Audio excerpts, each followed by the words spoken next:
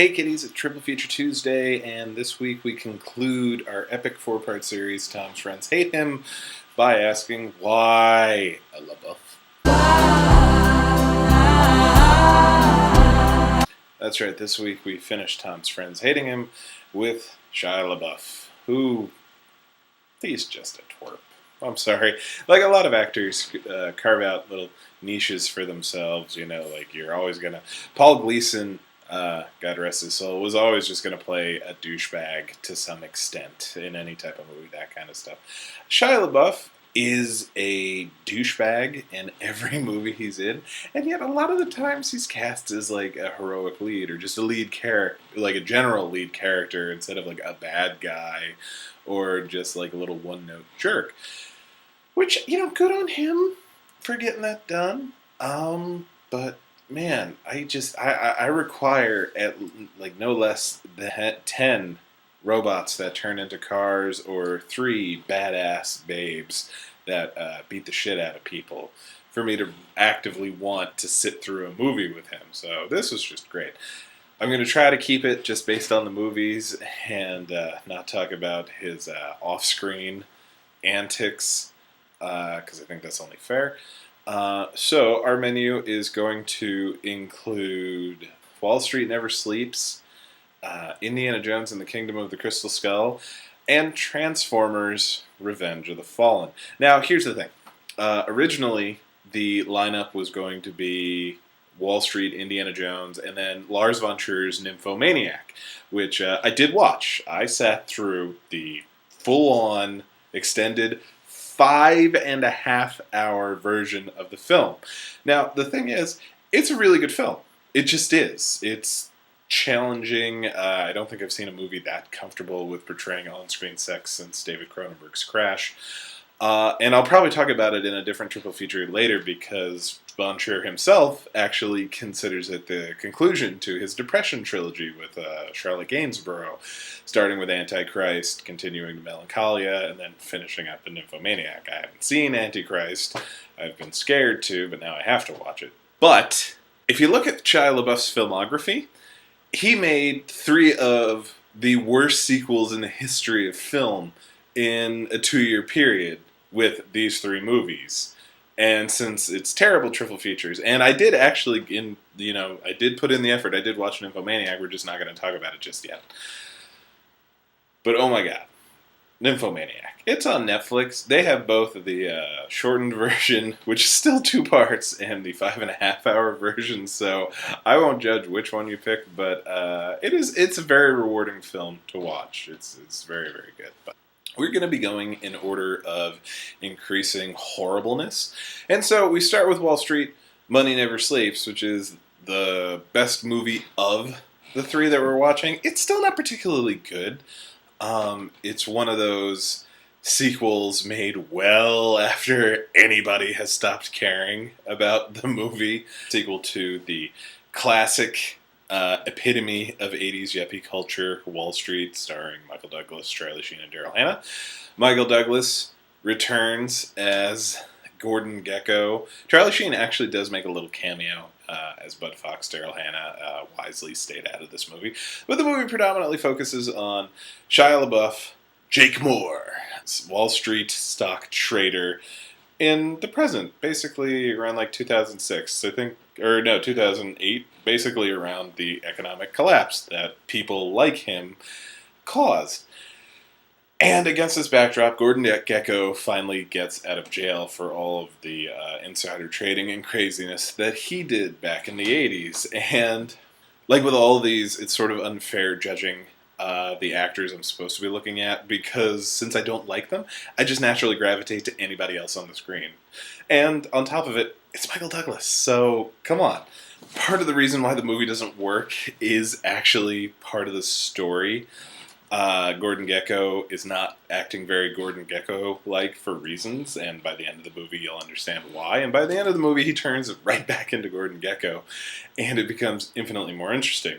But the bulk of the film is following around Shia LaBeouf's Jake Moore, who is dating and is eventually engaged to Gordon Gekko's estranged daughter, Winnie Gecko, played by the wonderful Carey Mulligan.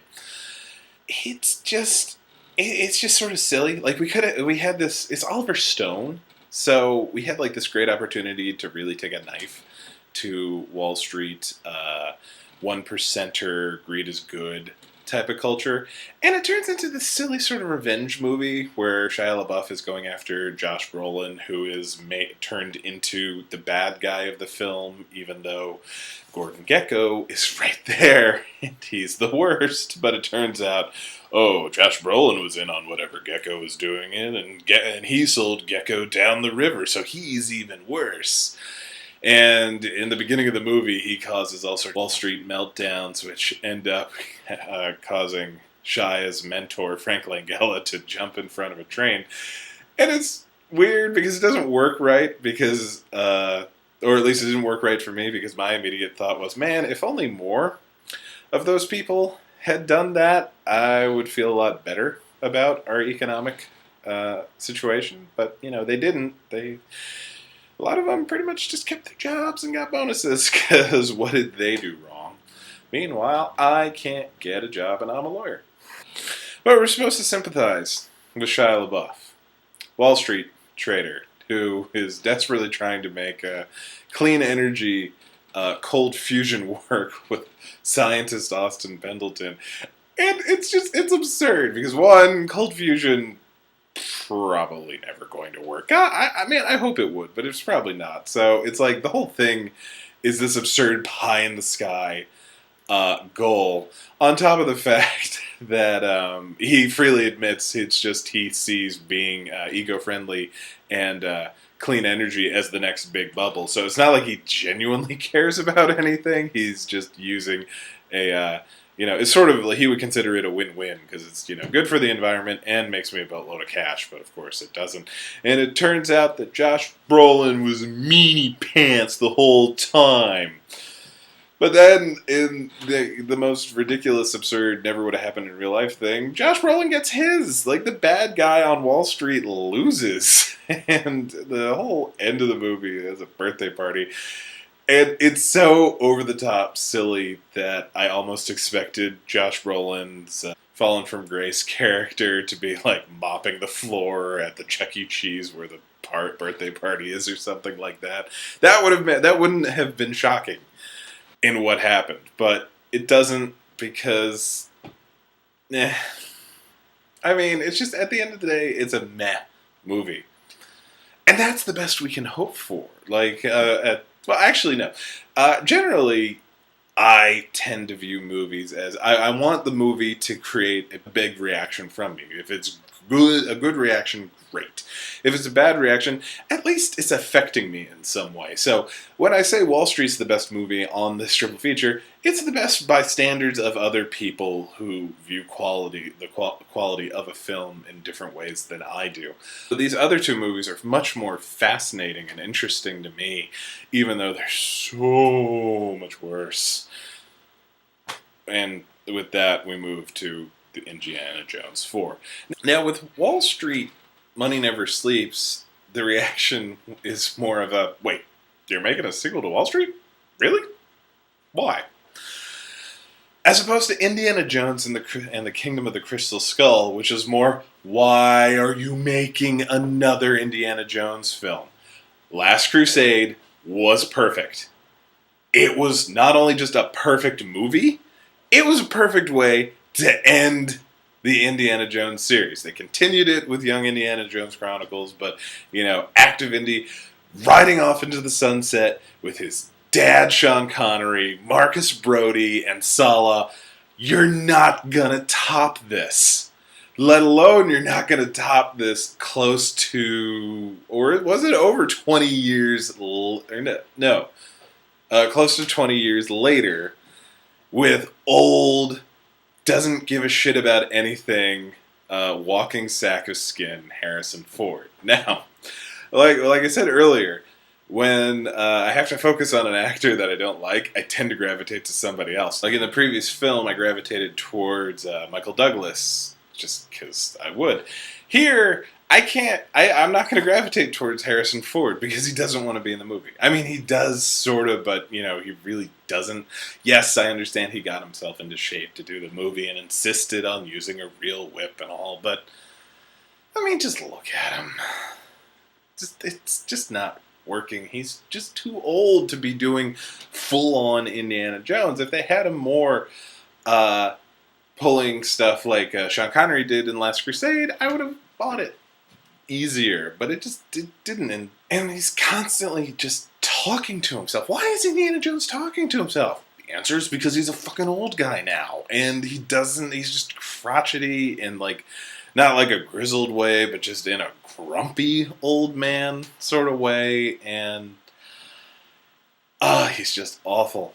And thrust into, like, his sidekick in the movie is Mutt Williams, greaser, rebel without a cause, a wild one, played by Shia LaBeouf, imitating better actors from the 50s. And it's just,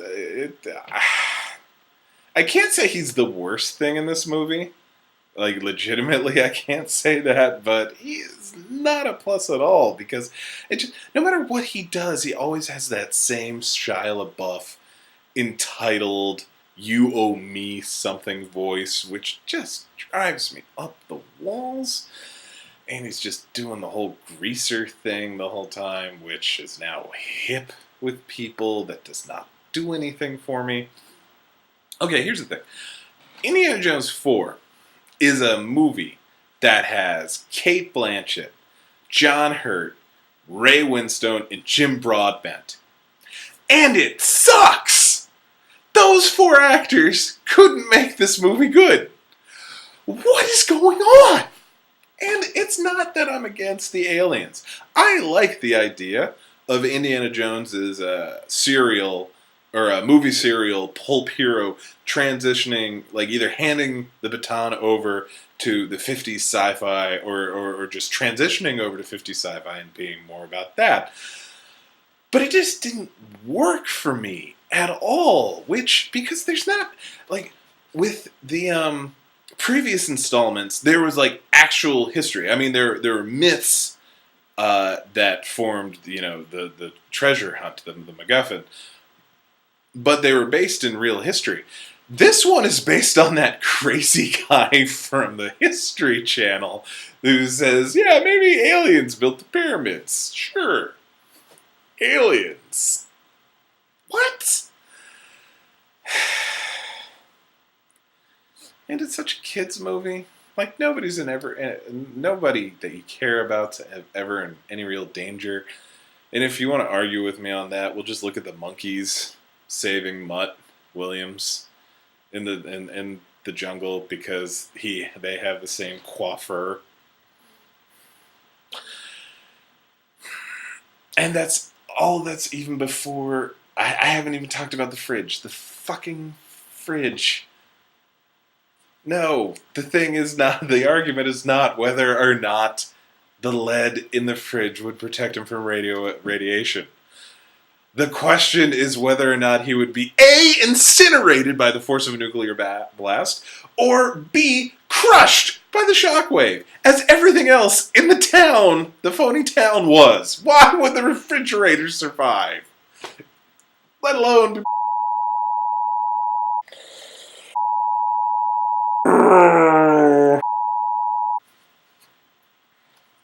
Indiana Jones 4. Can't say Shia LaBeouf was the worst thing in it. Can't say it was bad because of him. But man, this is another shitty sequel he made. Actually, he made, like, chronologically, this one came first. Wall Street was last. And right in the middle is what can be considered one of the worst movies ever made.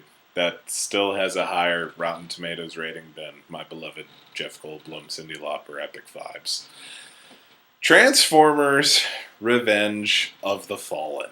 Now, I don't know if I've mentioned this much, if at all, on the triple feature.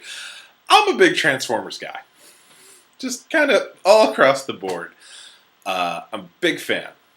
I even like the movies. Like, the first one, meh. Third one, I really like that third one. That third one I think is just genuinely good, and I even like Shia LaBeouf in it. That's how much I like it.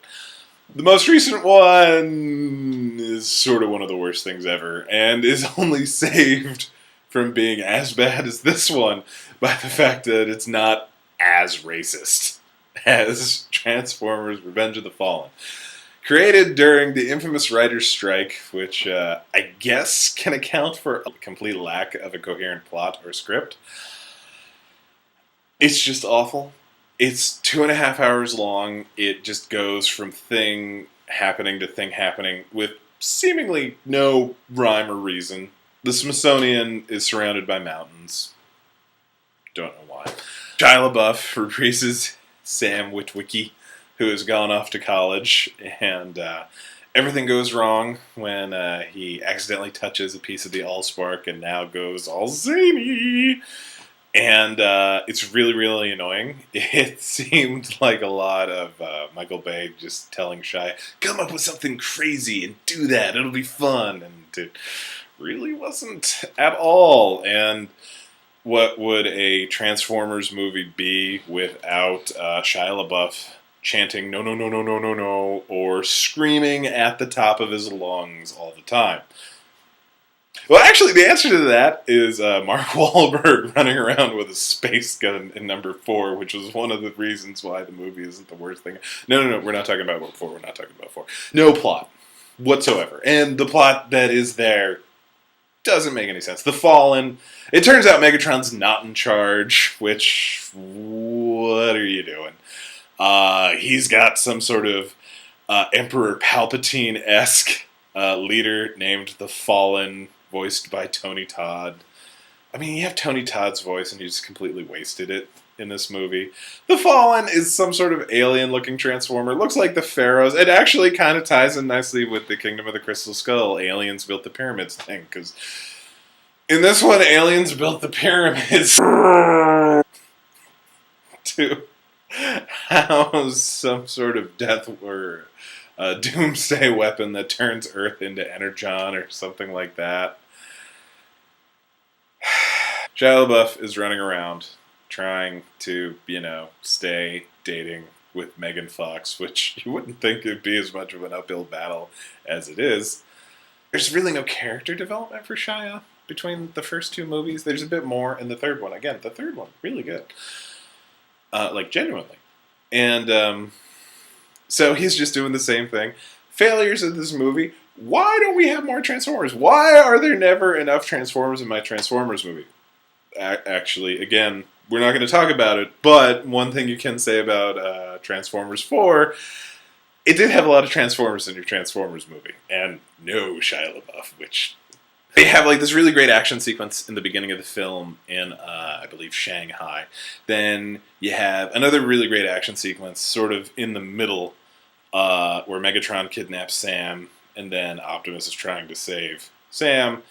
And Optimus has just this epic fight in a forest with 2 swords and everything. And then he, dies because that's what Optimus Prime does. He's the Aslan of Transformers. And then we don't really have any Transformers for an hour. And the only ones we do have are Bumblebee, who does not talk because it's adorable or something. And you have Mudflap and Skids, who are hideously racist. At best, they are throwbacks to 70s characters. At worst, it's just a robotic minstrel show. And it's really, really bad. And those are the only robot voices we have until my beloved Jetfire shows up. Oh my god. I swear. Jetfire redeems this movie for me completely. Because he is, in fact, a crotchety Welsh transformer that turns into the SR-71 Blackbird. It's pretty awesome. He's got a cane and whiskers. And he's just so beautifully annoying. And John Turturro is there through half of the movie, which John Turturro adds to your movie, even when he has to say the phrase, the enemy scrotum. Because Devastator was there, and Devastator was horrible, because everything was horrible, and it's strange, because I want to put, the failure of all of these movies on Shia LaBeouf, but the only thing he really failed was not saying no to them. because they're terrible. Imagine, what if he had said no to Transformers 2? Maybe they would have waited until they had an actual script. It could have been great. But it's honest to God, it's not his fault. So these are just 3 bad movies with a, I'll go with mediocre actor. He can serve his purposes in small, douchey doses, like he does in Nymphomaniac. He just full on douchebag. But in Wall Street, Indiana Jones 4 and Transformers 2, he's just annoying and terrible. But the movies around him are so much more annoying and terrible that I almost feel bad complaining about him. But you know what? Keep in mind, he's bad in them too. They're all bad. It's it takes a village of bad actors to make a terrible film, and he is part of that village. But we're done. I don't have to watch the specific people that I don't like as much anymore. I should say that it's nothing personal. Yeah, it's not really personal against Kevin Costner, Sandra Bullock, Julia Roberts, and Shia LaBeouf. I'm sure they're lovely people, for the most part. I've never met them, so I couldn't tell you. I just don't particularly like their movies. And because my friends are so good to me, I've had to watch 12 of these movies. Whew. So next week, probably for the foreseeable next couple of weeks, we're just doing fun stuff that I want to do because I'm also working a lot more. So we'll see. Thank you, and I'll see you guys next week.